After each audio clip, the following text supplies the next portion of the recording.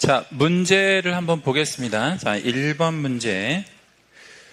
개공갑 중개로 을병이 병소유의 주택에 대해서 임대차 계약을 체결하려고 한다.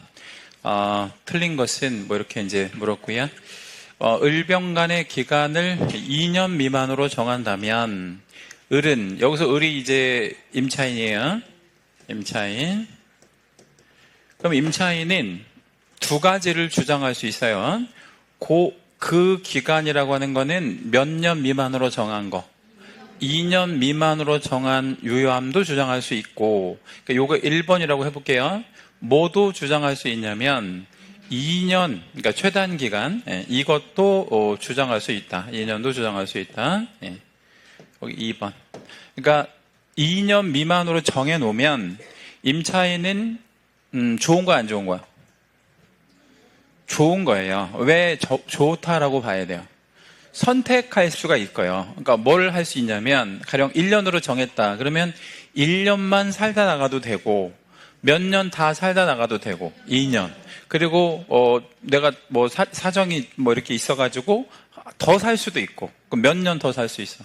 2년 더. 그러려면 어떻게 살아야 돼?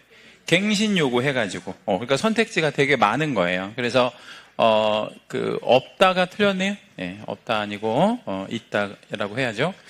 계약이 묵시적으로 갱신되면, 묵시적 갱신되면 또다시 최단 기간 적용을 받아서 몇 년? 2년. 계약이 묵시적으로 갱신되면 을은 언제든지 병에게 계약 해지를 통지할 수 있고, 묵시적 갱신이면 해지 통지할 수 있어요. 병이 그 통지를 받은 날로부터 3개월이 지나면 효력이 발생한다. 어때요? 맞죠? 을이 병에게 계약갱신 요구권을 행사하여 갱신이 되면 갱신되는 임대차의 존속기간은 2년으로 본다. 묵시적 갱신도 2년이고요.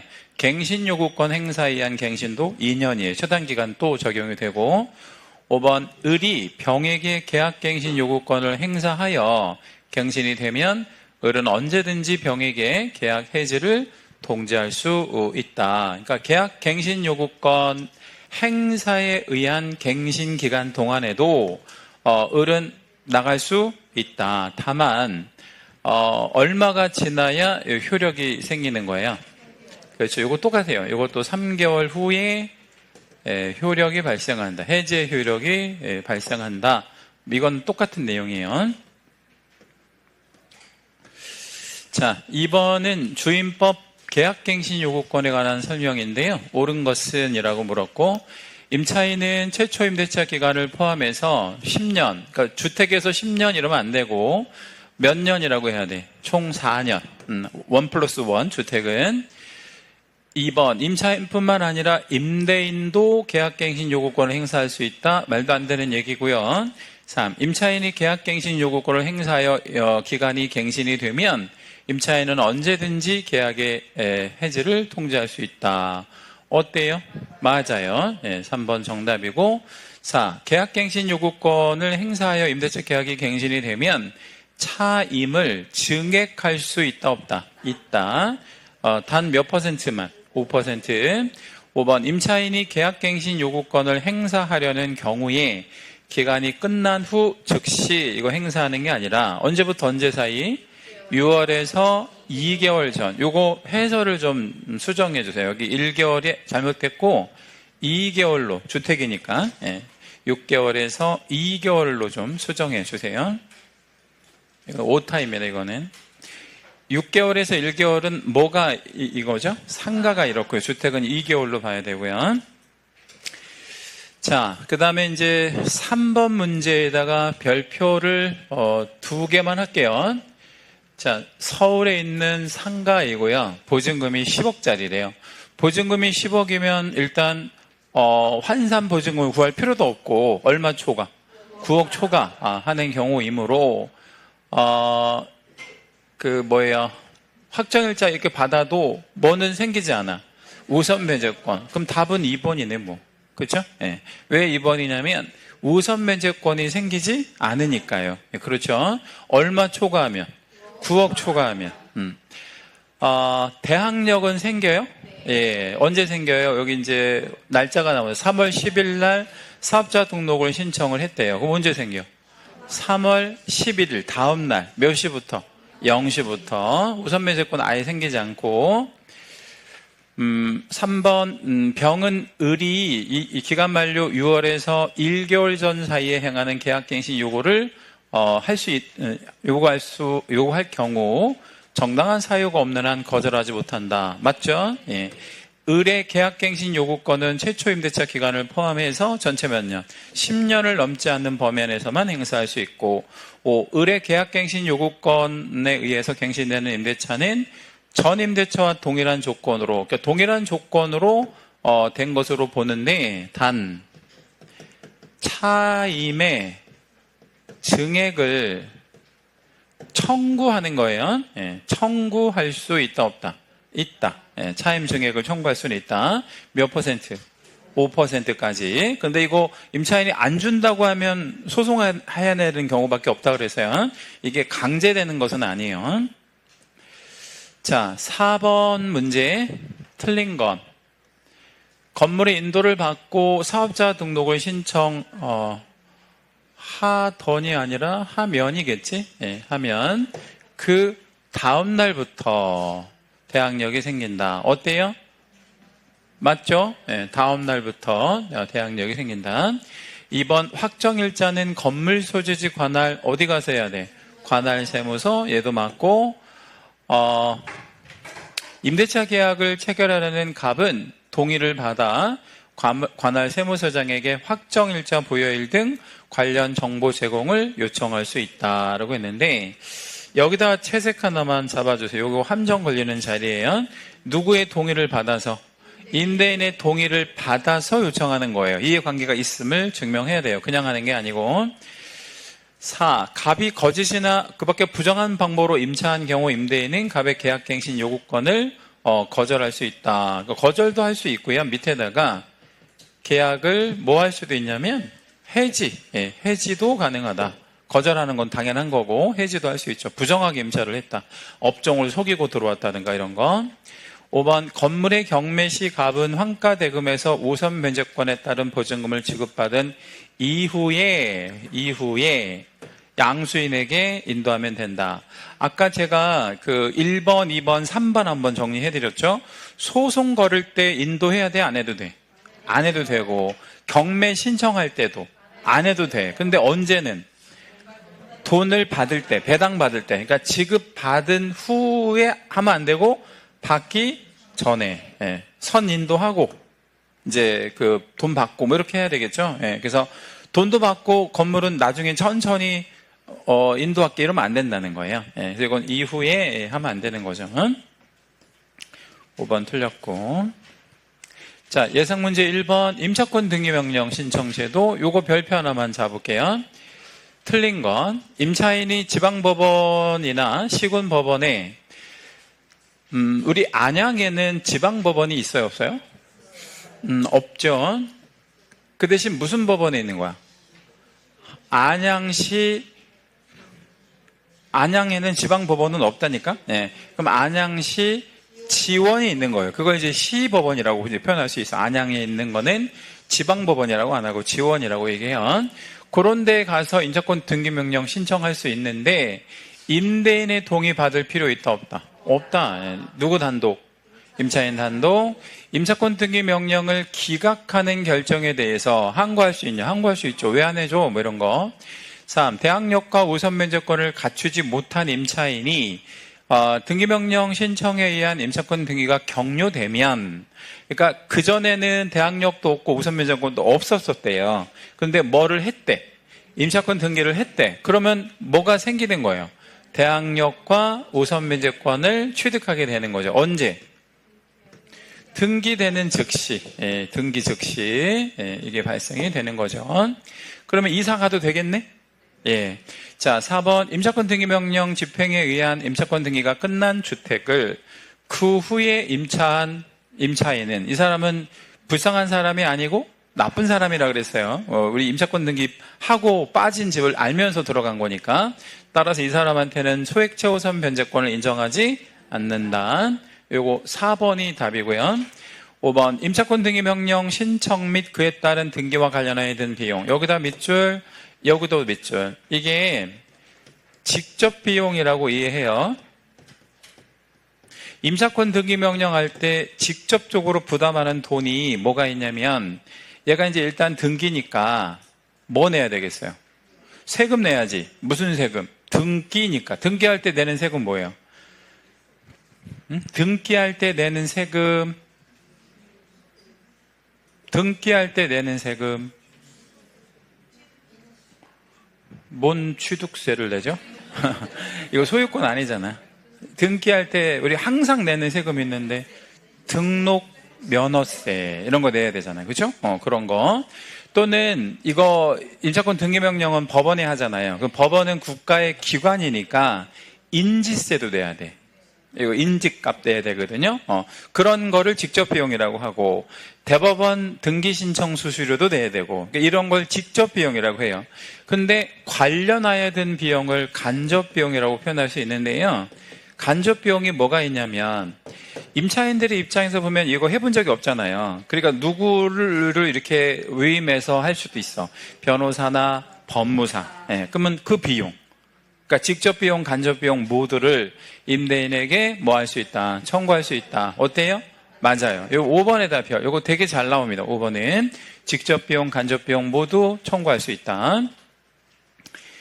2번은 주임법 관련한 문제예요. 틀린 거. 계약 기간을 1년으로 정했대요. 임대인이 2년 주장하더라도 임차인은 1년으로 항변할 수 있다. 당연히 할 수 있지.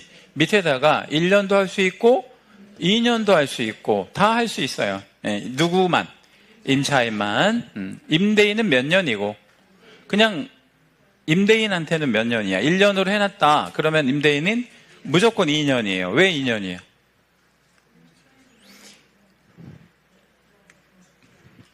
왜? 임대인한테 1년으로 정했으면 이거는 무효예요. 최단 기간을 위반했으니까. 그러니까 임대인한테는 이 2년 미만으로 정한 기간이 무효라고요. 그렇죠? 그러면 임대인은 무조건 몇 년이에요? 2년밖에 안 돼. 근데 임차인은 이게 유효한 거예요. 그렇죠? 네. 다시 한번 상가를 한번 예를 들어볼게요. 상가를 6개월로 정했대. 상가를 합의하에 6개월로 정했어요. 임대인 몇 년, 임차인 얼마?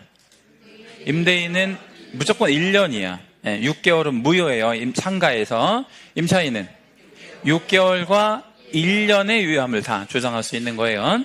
그렇게 이해하시면 되고. 니은 대항력을 유지하기 위한 요건으로서 주민등록은 임차인 본인은 당연히 해당이 되겠지만 그 자녀가 누구 자녀예요? 임차인의 자녀. 그러면 이 임차인의 자녀의 주민등록도 유효하다. 가능하죠? 자기 자녀니까요. 디귿번 임차인은 선순위 저당권자에 의하여 경매가 이루어지면 보증금을 모두 변제받을 때까지 임차권의 존속을 주장할 수 있다라고 했는데, 여기다 우리 채색 하나만 해요. 선순위 저당권자가 있대. 자, 이거를 이제 이렇게 이해를 하셔야 돼요. 되게 중요한 얘기인데 이렇게 빼볼게요. 자, 어느 주택의 권리관계의 형성순위를 제가 한번 나열을 해볼게요. 등기된 순서를 말하는 게 아니라 권리관계가 형성된 순위. 가장 먼저 뭐가 만들어졌어요? 저당권. 그 다음에 임차권이 그 다음으로 있대요. 그렇죠? 네. 얘가 대항 요건을 갖췄어요. 대항 요건을 갖췄대요. 근데 경매가 들어간 거야. 경매. 누가 경매 집어넣었어요? 1번이. 1번. 그러면 말소 기준 권리를 먼저 찾아봐야 되는데 뭐부터 말소? 1번. 저당권이 기준 권리니까 얘부터 뭐가 되는 거예요? 기준이 되는 거야. 말소 기준. 그러면 2번은 어때? 말소 되겠지. 그러면 얘는 대항 뭐는 있지만 요건은 있지만 뭐는 없는 거네? 대항력은 없는 거야. 대항력 없는 이렇게 들어가야 돼. 그렇죠? 그러면 대항 요건은 있지만 뭐는 없는, 대항력 없는 임차권을 얘기하는 거예요. 그럼 얘는 어떤 경매되면 어떻게?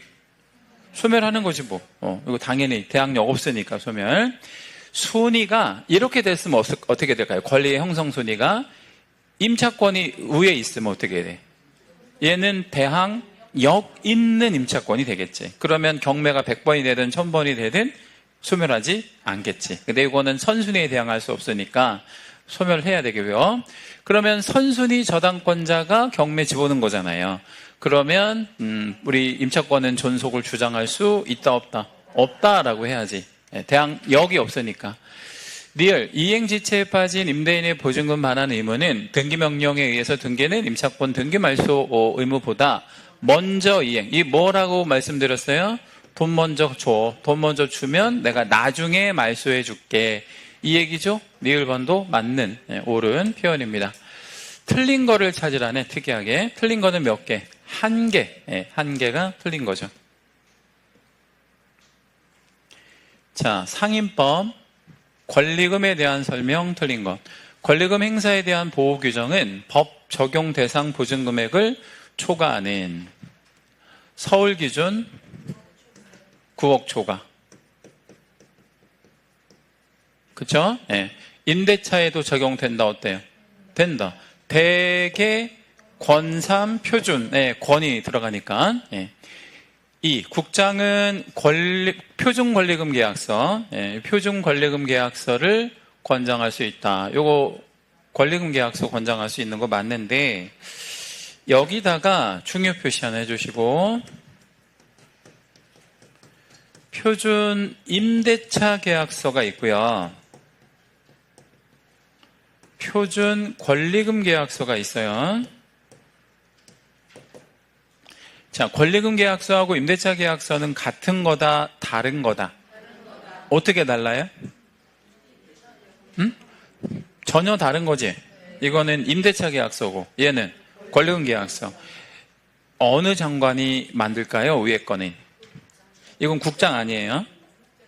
국장 아니라서 제가 말씀드리는 거야. 이거는 어느 장관? 밑에가 국장이야. 여기가 법무부 장관. 주임법, 상임법이 법무부 소관이거든. 그래서 이 장관이 권장할 수 있어요. 권장. 그래서 임대차 계약서하고 권리금 계약서는 전혀 다른 거다. 완전히 다른 거다. 자, 그러면 권리금 계약서는 누가 권장하는 게 맞아? 국장. 그 다음에 3번.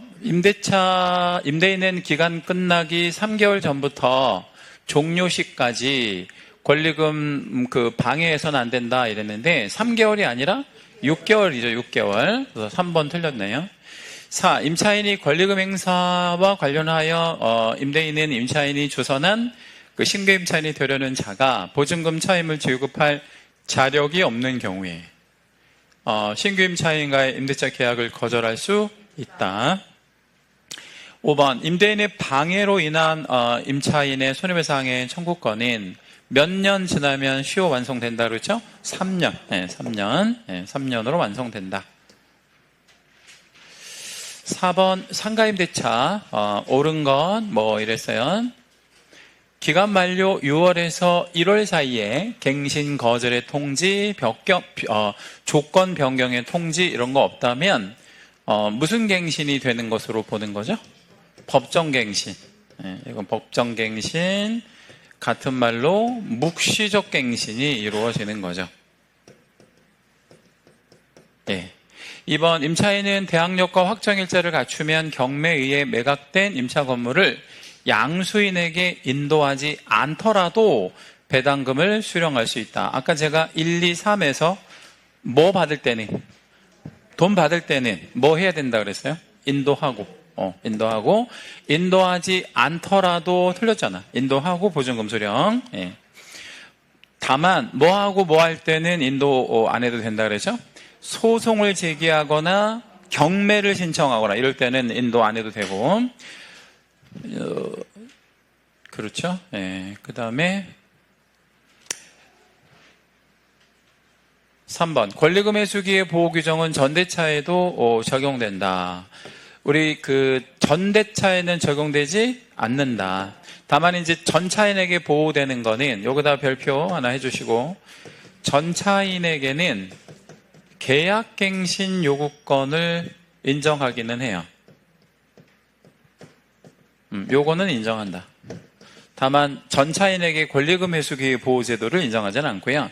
계약갱신 요구권을 인정한다. 다만 이 전차인이 뭐 얻은 전차인, 임대인의 동의 얻은 전차인. 자, 4번 상가 건물을 임차하고 사업자 등록을 한 사업자가 폐업을 했다가 이렇게 나오면 주택으로 비유하면 뭐 했다가 이런 말일까요? 그러니까 상가에서 폐업했다가 이 말은 주택에서 뭐라고 표현하면 좋을까? 전출했다가 잠깐 전출했다가 다시 들어왔다는 얘기예요. 그래서 같은 상호 등록번호 사업자 등록을 또 했다면, 그러니까 주택으로 비유하면 전출했다가 다시 재전입한 거야. 이렇게 나갔다가 다시 들어온 거예요. 그러면 대항력을 상실하지 않아요? 새로운 대항력이 생기는 거야. 그렇지. 상실하지 않는다가 아니라 기존 거는 상실하고 그 재전입 이후에 사업자 등록을 다시 한 이후에 대항력이 새롭게 생기는 거죠. 5번 보증금이 전액 변제되지 아니한 채색 하나만 잡아볼게요. 대항력 있는 임차권. 대항력 있는 임차권이라는 거는 순위가 가장 빠르다 이 말이에요. 나의 권리를 주장할 수 있다는 뜻이니까 경매가 100번이 되든 1000번이 되든 10,000번이 되든 소멸된다, 소멸되지 않는다. 소멸되지 않는다. 뭐 있으니까요? 대항력 있으니까요. 그렇죠? 예. 1번만 오른편에 들어가네요. 자, 실명법으로 한번 가볼게요. 여기다 별 하나만 좀 잡아주시고, 얘는 우리 과목에서는 한 문제가 해마다, 보시다시피 해마다 출제가 되는데, 민법에서 또 하나가 꼭 나와요. 그래서 동차하시면 2문제, 2차만 하시는 분들은 한 문제는 꼭 뭐 예상하셔야 되는데, 우리 중개사법에서는 이 실명법에서 그 주로 출제하는 포인트가 조금 달라요. 그러니까 민법에서는 유효냐 무효냐 이런 거를 좀 중요하게 생각한다면 중개사법에서는 뭐를 좀 중요하게 생각하는 편이냐면 요게 우리 이제 과목에서는 좀 중요하다. 2차에서는 제재, 뭐 과징금, 뭐 이행강제금, 형벌 뭐 이런 거 좀 중요하고요.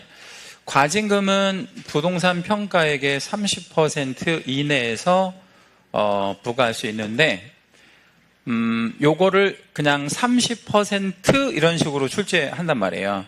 30%와 30% 이내는 다른 말이에요. 30%는 어떤 뜻이야? 그냥 30%를 부과하겠다는 거고, 이내는 30% 범위 안에서. 그럼 5% 해도 되는 거지. 예, 뭐 예를 들면 그런 거고. 이행강제금 2번 하는데 몇 차와 몇 차? 1차와 2차 이런 식으로 2번을 부과할 수 있고 1차는 몇 퍼센트 평가액의 10, 2차는 20. 이거는 그냥 10, 20이야. 이내가 아니라. 예. 그리고 형벌은 이제 5년 2억이랑 3년 1억이랑 이렇게 있어요. 근데 누구를 더 세게 처벌해야 돼? 신탁자를 더 세게 처벌한다. 그리고 수탁자는 3년 1억, 좀 더 약하게 처벌한다. 그리고 이러한 내용들은 금전적 징벌은 누구에게 몰빵한다? 신탁자. 법은 감정이 있어요. 사람도 아닌데 법이라는 애는 감정이 있어요. 이걸 우리 법감정이라고 하거든요. 예. 법에 감정이 있다고? 그러면 법이 감정을 이렇게 이입해가지고 누구를 더 안 좋게 생각하는 거야? 신탁자. 예. 왜 신탁자를 더 안 좋게 생각할까요? 그러니까 수탁자는 법이 좀 봐주고 싶은 거예요. 반대로 얘기하면 왜 얘는 봐주고 싶고 얘는 좀 강하게 처벌하고 싶고 그러는 거야? 응? 예컨대 수탁자에게 이런 거 부과하면 얘가 낼 돈이 없잖아요. 그러니까 얘가 있는 놈이라서 강하게 처벌하고 싶은 거다. 이렇게 생각하시면 됩니다. 예. 자, 신탁의 관계도가 있는데 3자가 명의 신탁. 얘는 그 매도가 매매를 누구랑 하죠? 신탁자랑 하는데 등기를 누구한테 넘기고 있어요 지금? 수탁자에게. 그럼 얘가 악의라고 볼 수 있겠네. 왜요? 뭘 알았어요? 그러니까 매매하는 사람과 등기 넘기는 사람이 다르다는 얘기는 이 둘이 뭐가 있었을 것이다. 신탁의 약정이 있었을 것이다라고 알았을 가능성이 있잖아요. 그래서 얘가 악의일 때 이제 우리 삼자가 명의신탁이라고 하고 매매는 유효. 그렇죠? 네. 등기는 무효. 얘가 악이니까. 근데 계약 명의신탁은 매도하고 수탁자하고 계약을 하죠.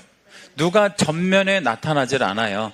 신탁자가. 그 얘기는 매도는 뭐일 가능성이 있다. 선의. 예, 선의에다가 별표 하나 해줄게요. 몰랐다는 거죠. 예, 뭘 몰랐어요? 신탁의 약정이 있는 거를 모르고 그냥 나는 얘가 진정한 소유자인지 알고 매매도 하고 등기도 했다. 이 얘기잖아요. 그럼 매매는 유효하고 이에 터잡은 등기도 유효하다. 이게 이제 계약 명의 신탁이죠. 뭐. 여기다 별표 또 하나 할게요. 예. 그러면 소유권은 누가 취득하는 거야? 수탁자가 취득을 하는 겁니다. 자, 삼자가 명의신탁에서요. 삼자가 명의신탁에서 제가 제 3자를 한번 좀 가려볼게요. 제 3자 가리고 요렇게 등장인물이 3명이잖아요. 그래서 얘를 3자간이라고 하는 거야. 제 3자 빼고 3자간 상태에서 질문, 등기를 누가 갖고 있을까요? 등기.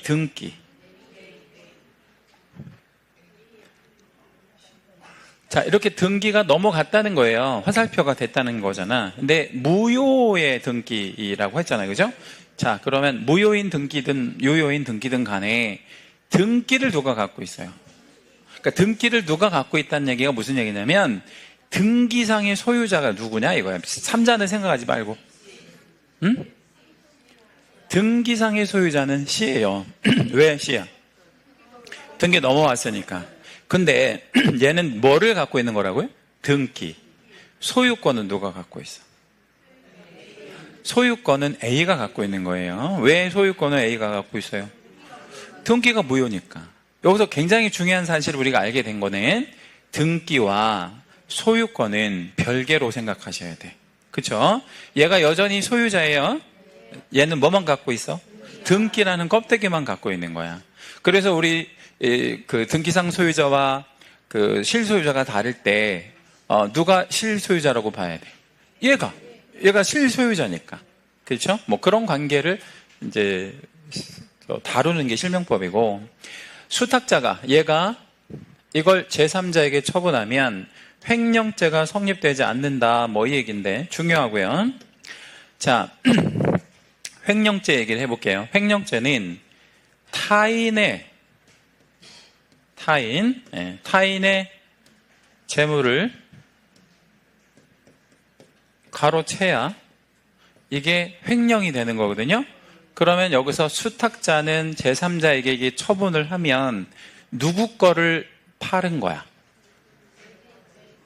A 거. 왜냐면 A가 소유자라고 했으니까. 그러면 이게 횡령죄가 돼야 되는 거잖아요. 근데 여기는 왜 불성립이라고 써놨냐면 이 때문에 그런 거예요. 횡령죄가 성립이 되려면 그 타인이 고소를 해야 되거든. 이 사람 뭐로 처벌해 주세요? 횡령죄로 처벌해 주세요라고 고소를 해야 되는데 A가 횡령죄로 고소할 실익이 전혀 없어요. 왜 얘는 횡령죄로 고소할 실익이 없을까? 네? 매매했으니까. 그 얘기는 뭐야? 팔았으니까. 돈도 받았잖아요. 얘는 횡령죄를 고소할 실익이 없다. 그러니까 누구도 횡령죄로 고소할 실익이 없는 거야. 그러면 B는 횡령죄로 고소할 수 있냐? 안 돼. 얘는 소유자가 아니니까. 그러니까 유일하게 횡령죄로 고소할 사람은 얘인데 얘는 고소할 실익이 없잖아. 그래서 횡령죄가 여기서 불성립. 여기는 왜 횡령죄가 성립되지 않느냐면 수탁자가 제3자에게 처분하잖아요. 근데 매매와 등기가 모두 유효하다는 얘기는 뭔 얘기야? 얘 거야 이제. 소유권 자체가 얘 거라고요.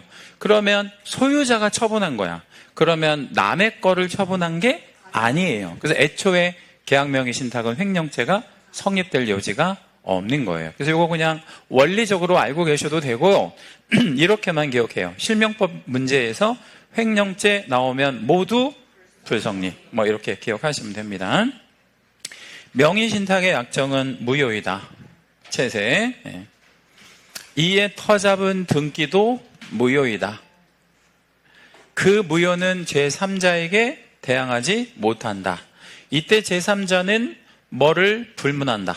선악을 불문한다. 그 얘기는 무슨 얘기냐면 제3자는 언제나 보호받는다. 예, 이렇게 기억을 좀 해주시면 되겠습니다. 자, 3자간 명의신탁에서부터 2자간, 3자간 계약명의신탁에서 수탁자의 그 신탁재산 임의 처분할 때 신탁자는 자금을 보통 부담한 부담자라고 생각하시면 되는데 얘가 어떤 권리를 갖고 있겠냐? 둘이 명의신탁을 하면 그 신탁자에게서 수탁자에게로 넘어간 등기가 무효니까 소유자는 신탁자예요. 그리고 3자간 명의신탁은 아까 매도가 악이라 그랬잖아요. 그러니까 등기가 무효이므로 소유자는 누가 되는 거야? 매도. 근데 계약명의신탁에서 선의일 때, 누가 선의일 때? 매도가 선의일 때는 우리 그 등기가 유효하니까 소유권이 누구에게 귀속되는 거예요? 수탁자. 예, 특이하죠, 이거? 예, 잘 기억해 주시고. 그 횡령죄는 모두 불성립된다라고 아까 말씀드렸고, 부당이득 반환을 청구할 수 있냐? 예, 가능한데 이거는 문제에서 다시 말씀드리도록 하고, 불법행위, 예, 남의 거를 처분하는 것 자체가 불법행위니까 손해배상 청구할 수 있는데, 이 계약명의 신탁에서는 불법행위에 의한 손해배상 청구가 안 되는 이유는 누구 거를 처분했다고 봐야 돼? 자기 거. 그래서 요거는 손해배상 청구가 안 되고, 만약에 매도가 악이면 요거 3자간 명의신탁하고 내용은 동일하고요. 예, 뭐 그렇게 보시면 되겠고, 요것도 좀 중요한데, 명의신탁이 아닌 것과 명의신탁이지만 유효한 것, 이거를 잘 구분하셔야 돼. 다시 한번. 왼쪽은 명의신탁이고 아니고, 네? 왼쪽. 명의신탁이고 아니고. 오른쪽은 명의신탁인데 유효하게 인정해주고 뭐도 안 하고 처벌도 안 하고. 그래서 이거를 특례라고 얘기를 하고요. 이건 특례. 이건 특례가 아니고 명의신탁 자체가 아닌 걸로 보는 거예요. 그럼 둘 다 해도 되는 건가? 예. 자, 이제 양도담보나 뭐 상호명의신탁, 공유라고 보통 얘기하는 거. 그리고 신탁법에 의한 신탁. 뭐 여기다 우리 밑줄 한번 해주시고요. 뭐 우리 분양을 위한 분양신탁이라든가 또 대출을 위한 담보신탁이라든가 이런 신탁들이 필요해요? 아니면 필요 없어요? 필요하지. 예, 이거는 그 일종의 이제 그 경제 활동을 위해서 필요한 거니까. 그죠? 그런 거를 합법적 신탁을 얘기하는 거니까 이거는 실명법에서 금지하는 명의신탁은 아니다. 그 다음에 오른쪽 거는 요거 좀 중요한데 배우자, 종중, 종교단체 이렇게 세 개는 명의신탁을 해도 된다 이거야. 이거 명의신탁이 아닌 건 아니고 명의신탁은 이지만 뭐를 인정해서 특례를 인정해서 해도 괜찮아 뭐 이런 얘기 되는 거죠. 배우자, 종중, 종교단체 이거 좀 알고 계시고, 다만 조세포탈이나 강제집행의 면탈, 어떤 법령상의 제한회피 이런 목적이 아닐 때 뭐 이런 거라고 알고 계시면 되겠습니다. 그러면 여기서 배우자 상호 간에는 명의신탁 합법적으로 할 수 있다. 대신 여기서 말하는 배우자는 사실혼자를 포함한다, 사실혼은 포함하지 않는다. 그러면 누구만? 법정혼, 법정혼 상태에서만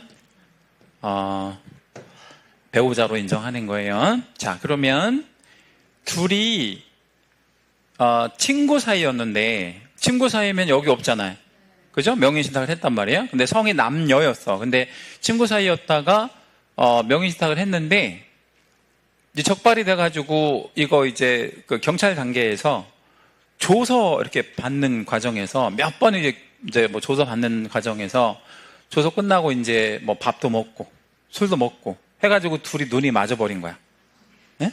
언제는 배우자는 아니었는데 그 명의신탁 할 때는 근데 나중에 뭐를 했어? 혼인신고를 한 거예요. 그러면 배우자가 된 거지. 그러면 이거 처벌할 수 있다 없다? 잘 생각해. 원래는 그냥 친구 사이 있는데 나중에 배우자가 됐단 말이에요. 그러면 처벌할 수 있다 없다?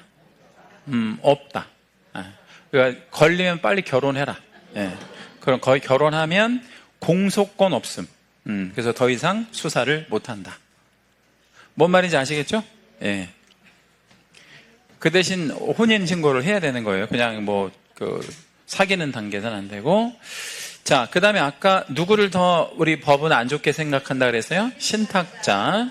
신탁자는 아까 말씀드린 대로 과징금도 받지, 1차 이행강제금, 2차 이행강제금 다 받지, 형벌도 얼마? 5년, 2억. 자, 그럼 만약에 10억짜리 부동산을 가정해 볼게요. 그럼 최대 신탁자가 얼마를 최대로 받을 수 있는지를 한번 볼게요. 10억짜리 부동산이에요. 실명 전환하지 않으면 일단 3억만큼의 과징금, 그 다음에 1억만큼의 1차 이행강제금, 그 다음 2억만큼의 2차 이행강제금, 거기다가 뭐도 벌금 2억까지 하면 총 얼마야? 8억까지 낼 수 있다는 얘기죠. 10억짜리 8억 내면 거의 다 뺏어간다는 얘기잖아요. 그러니까 굉장히 강력한 제재를 한다. 수탁자는 뭐만 있는 거예요? 형벌만. 얼마에 얼마? 3년에 1억. 자, 이걸 애우든 하나 애우세요. 이걸 애우든 하나 애우시고, 나는 숫자는 못 애우겠다. 그러면 이것만 기억해요. 누구를 더 세게 처벌한다? 신탁자. 그것만 이해하고 계셔도 되고요. 자, OX 지문으로 한번 넘어가면, 누구라도 부동산의 물권, 우리 신탁약정에 의해서 등기해서는 아니 된다. 이거는 원칙이에요, 원칙. 원칙. 물론 예외도 있어요. 특례. 누구는 특례가 있지? 배우자, 종중, 종교단체. 그거는 특례. 특례를 얘기하는 거고, 얘는 원칙을 얘기하는 거예요. 2번 양도담보에서부터 합법적 신탁, 여기까지는 신탁 등기로 보지 않는다. 명의신탁이 아니다. 이런 얘기고, 3번에다 별, 요거 채색도 좀 잡고, 요렇게 셋 경우에는 뭐를 인정한다고요? 특례.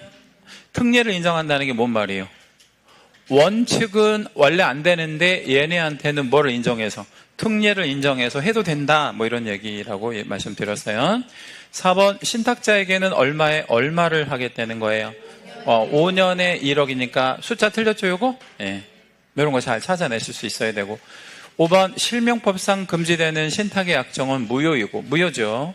그 무효는 제3자에게 대항하지 못하므로 제3자는 뭐를 불문하고? 선악 불문하고 해당 권리를 취득한다. 5번의 별. 해당 권리라고 하는 거는 대개는 소유권이 있을 수 있지만 물권이니까, 예를 들자면 지상권도 명의신탁하면 안 되나? 물권 등기에 대해서 적용하니까. 6번 2자간 3자간 계약명의 신탁에서 수탁자의 신탁부동산 임의처분 행위는 횡령죄로 처벌한다, 아니면 처벌하지 않는다? 처벌하지 않는다. 6번 별. 자, 이제 기출 1번 문제 한번 가볼게요. 친구라고 해서 친구. 원래 친구 사이에는 그 명의신탁 해도 돼, 안 돼? 안 돼요. 자, 이제 을로부터 매수했대. 그러니까 갑이랑 을이랑 매매 계약을 했다는 얘기네요. 그쵸? 했고, 을 소유니까 여기가 매도고, 여기는 매수가 되겠네요.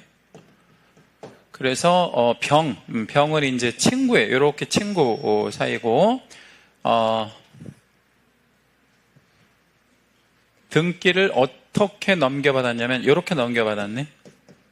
그죠? 매매와 등기가 서로 다르잖아요. 이걸 우리 몇 자간? 3자간 명의신탁이라고 합니다. 그래가지고, 등기한 이후에, 병은 갑의 허락을 얻지 아니하고, 제3자에게 임대를 했대. 정은 이제 제3자가 되고요. 일단 요거 먼저. 제3자는 선악을 따지지 아니하고 보호받는다 그랬죠? 그러면 요 임대차 계약은 유효하다, 어때? 맞아요. 임대차는 유효하고 보호받아야 되니까. 그리고 알고 있었다. 그러니까 악의였던, 몰랐던 상관없는 거죠, 제3자는? 그래 놓고 틀린 거 이렇게 물었어요. 병은 수탁자입니다. X주택의 소유권을 취득할 수 있다, 없다? 일단 요거 한번 기억해 볼게요. 신탁의 약정은 요렇게 있었었잖아요. 매수인과 수탁자 사이에. 약정은 유효, 무효? 친구 사이니까 무효. 약정은 무효. 이거는 친구 사이니까. 이 약정 자체가 유효하려면 세 가지 특례가 있잖아요. 배우자, 종교단체, 종중. 그거 아니면 친구면 무효잖아, 그지? 매매는 유효. 매매는 이제 채권행위니까 이게 무효가 될 필요는 없잖아요. 예.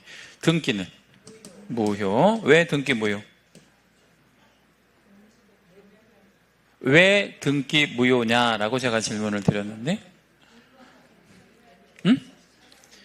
왜 등기가 무효냐 제가 질문을 드렸죠.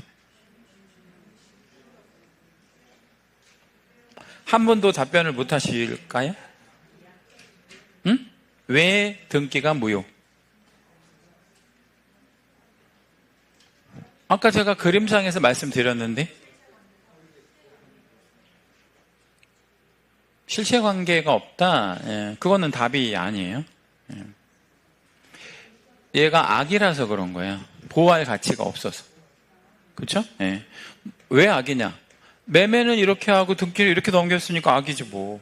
그렇죠? 그러니까 얘를 보호할 필요가 없으니까.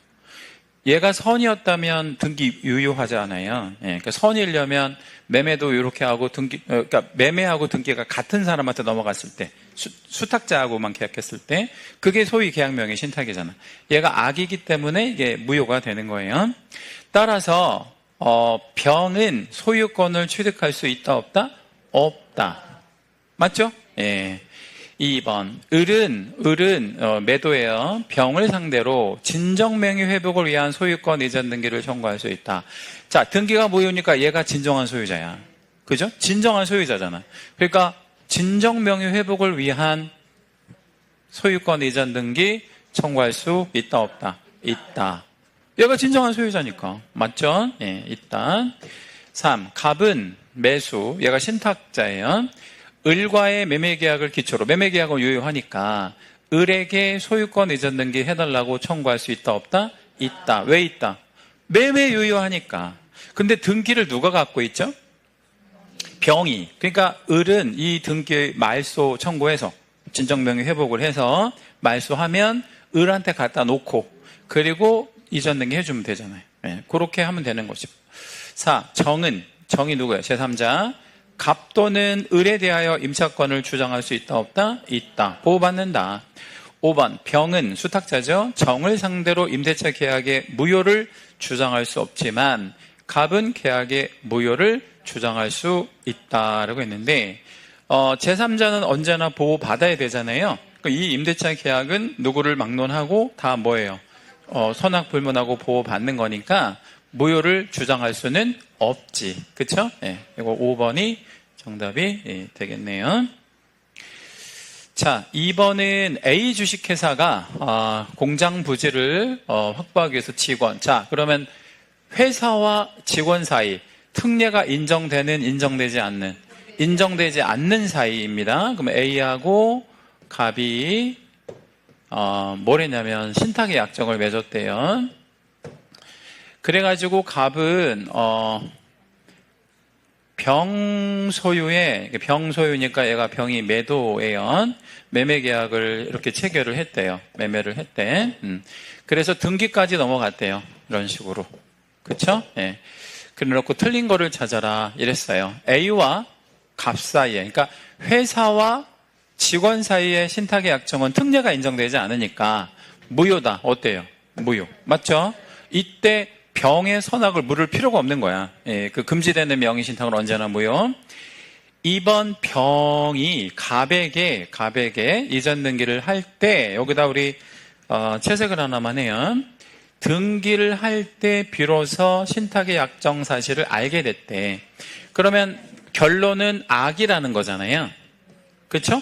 근데 이 문장을 잘 보면 뭐 할 때 이르러서 악이라는 걸 알게 됐어. 등기할 때에 비로소. 그러니까 원래는 선이었다는 거야. 원래 몰랐다가 악의로 바뀌었다는 거지.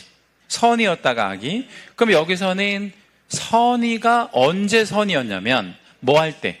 매매할 때, 원인행위 할 때는 선이었다. 그러면 얘가 보호받아야 돼? 보호받을 필요 없어. 보호받아야지. 원인행위 시점에는 선이었으니까. 그러면 소유자는 누가 소유자가 되는 거예요?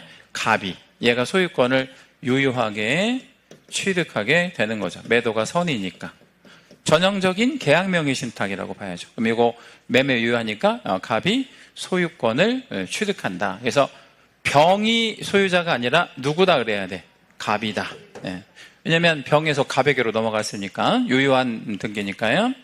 A는 신탁자는 수탁자에게 이전 등기를 청구할 수 없다. 얘 거니까 등기 청구해서는 안 되고, 그죠? 그 다음에 4. 갑이 X 토지를 정에게 처분하고, 여기서 이제 정 붙으면 얘가 뭐가 되는 거예요? 제3자가 되는 거죠. 여기가 이제 수탁이고, 얘가 제3자. 이전 등기하면 저분에게, 정에게 처분하고 이전 등기를 한 경우, 정은 유효하게 소유권을 취득한다. 어때요? 맞아요. 제3자는 언제나 보호받아야 되니까. 그 다음에 A와 갑 사이의 신탁의 약정 사실을 병이 알지 못했다. 선이라면 갑은 소유권을 취득한다. 그런다 그랬죠? 얘가 선이일 때 갑이 소유권을 취득하는 게 맞는 표현이고요. 틀린 거는 2번만 틀렸네요. 자, 예상 문제 한번 가보겠습니다. 틀린 건 누구든지 부동산에 관한 물건을 신탁의 약정에 의해서 수탁자 명의로 등기해서는 안 된다고 설명하였다. 이게 원칙이에요. 1번 어때요?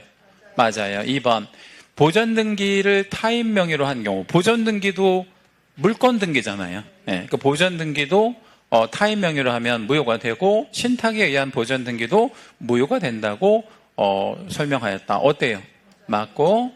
3. 등기명의 신탁이나 계약명의 신탁 모두 선악 불문하고, 채색 하나만 하겠습니다. 선악을 불문하고 제3자에게 대항하지 못한다. 이게 뭔 말이에요? 제3자는 뭐를 안 따지고, 선악을 안 따지고 보호받는다. 그 얘기죠. 자, 명의 신탁자가 A고, 신탁자 A가 신탁, 수탁자 B, 가장 매매하여, 이장한 명의 신탁이네. 신탁의 약정을 맺고 가장 매매를 해서 등기를 넘겼대요. 이자간 명의 신탁이에요. 그러면 약정 무효, 그렇죠? 무효. 등기도 무효. 다 무효. 가장 매매 이것도 무효. 다 무효예요. 그 등기 이전은 무효가 되고 소유권은 A에게, 원래 있었던 A에게도 넘어온다. 어때요? 맞아요. 5번 매도인 A가 명의신탁자 B와 수탁자 사이에 명의신탁의 약정이 있다는 사실을 모르고 선이에요. 매도가 선이다. 그러니까 포인트는 그거예요. 매도가 뭐다? 선이다. 수탁자 C와 매매계약을 체결하고 이전 등기가 완료됐다면 소유권 이전 등기는 무효, 유효하다. 이렇게 들어가면 되죠. 유효하다. 이렇게. 선의의 매도인이니까요. 자, 2번 문제. 실명법 틀린 거 뭐 이랬어요. 이자가 명의신탁에서 신탁자는 수탁자를 상대로 수탁자 명의의 등기 말소를 청구하거나 진정명의 회복을 위한 이전 등기를 청구할 수 있다. 당연히 가능하지. 왜 가능하냐면 이자가 명의신탁 자체의 등기가 뭐니까요? 무효니까 야, 너 앞으로 넘어간 등기의 말소를 청구하는 것도 가능하고, 그리고 소유권 넘겨줘 이거 청구하는 것도 가능하다. 그쵸? 여기에서 이미 그 수탁자가 제3자에게 처분했으면 어떻게 돼? 그러니까 이자간이면 A, B 있을 거 아니에요. 근데 B가 이거를 제3자에게 처분을 했다 그러면 그때는 이런 거 할 수가 없는 거지. 제3자가 유효하게 소유권 취득해버리니까. 그때는 신탁자는 수탁자를 상대로 뭐만 청구할 수 있어? 그렇지. 부당이득 반환만 청구할 수 있는 거고. 그러니까 수탁자가 갖고 있는 전제하에 이런 거 청구할 수 있다는 얘기고. 2번. 이자간 등기명의 신탁에서 신탁자와 수탁자 사이에 명의신탁 약정이 무효이므로, 신탁 약정은 무효죠. 신탁자는 수탁자에게 신탁 해지에 기한 소유권 이전 등기를 청구할 수는 있다 이랬는데, 여기다가 채색 하나만 해요. 그 다음에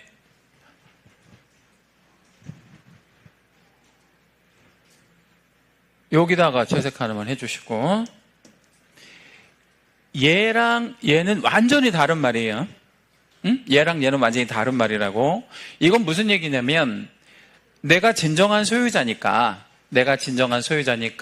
소유권 넘겨줘. 내지는 너 앞에 넘어간 등기는 무효로 할 거야. 이게 가능하지. 내가 소유자니까. 근데 이거는 그게 아니고, 그러니까 이자가 명의신탁에서 신탁을 뭐하고 해지하고 소유권 넘겨줘. 이건 안 된다는 거야. 그렇죠? 왜? 이게 무효니까. 신탁 약정 자체가 무효인데 뭘 해지하고 말고가 뭐 있어요? 그렇죠? 이게 이런 경우라면 어때요? 부부간의 명의신탁이라면 가능하지. 그거는 유효한 명의신탁이니까. 근데 여기는 무슨 명의신탁이에요? 무효인 명의신탁이니까 신탁의 약정을 해지하고 이게 성립될 수 없는 말이라는 거야. 이걸로 이전 등기를 해달라고는 할 수 없다.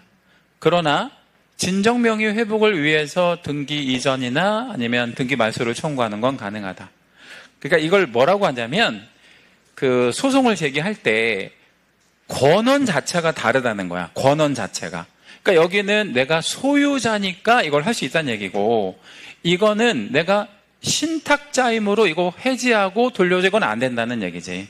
그러면 이런 식으로 소를 제기하면 법원에서는 어떻게 할까요? 기각하겠지. 야, 이렇게는 하지 마. 이렇게. 이거는 소송할 거리가 아니야. 이런 식으로. 그 위에처럼 소송해야죠. 만약 하려면. 전혀 다른 얘기예요. 요거 1번하고 2번하고 우리 별 하나씩만 좀 잡아주세요. 전혀 내용이 다른 그 청구입니다. 그러니까 우리가 생각할 때는 야, 여기서 청구할 수 있다는데 여기는 왜 청구할 수 없다고 하는 거야, 이렇게 생각할 수 있잖아. 근데 그 원인이 달라서 그렇다. 원인 자체가. 3. 계약명의신탁의 경우에 매도인이 선의인 경우에 수탁자의 소유권을 취득하고, 매도가 선의이면 누가 소유권을 취득해요? 수탁자가. 신탁자는 수탁자에게 신탁약정을 무효로 이전 등기를 청구할 수 없다. 이제 예거가 된 거니까 이제. 4번 계약명의 신탁의 경우 우리 계약명의 신탁자는 명의 수탁자를 상대로 지원한 매수 자금에 상당하는 뭐를 청구할 수 있다? 부당이득 반환. 5번 3자간 등기명의 신탁에서 수탁자가 신탁자를 배임하여 부동산을 임의로 처분하여도 횡령죄가 성립되지는 않는다. 그러니까 그 횡령죄가 성립되지 않는다에다가 별표해 주시고, 명의신탁이 세 가지 있잖아요. 2자간, 3자간, 계약명의신탁 이렇게 있는데 이 모든 경우에서 불성립한다. 그렇죠? 네. 그 원리는 그냥 몰라도 괜찮고, 실명법 문제에서 횡령죄 물어보면 모든 영역에서 성립, 불성립 네, 이렇게만 기억해 주시면 됩니다. 자, 다음 시간에 이제 마무리 짓도록 할게요.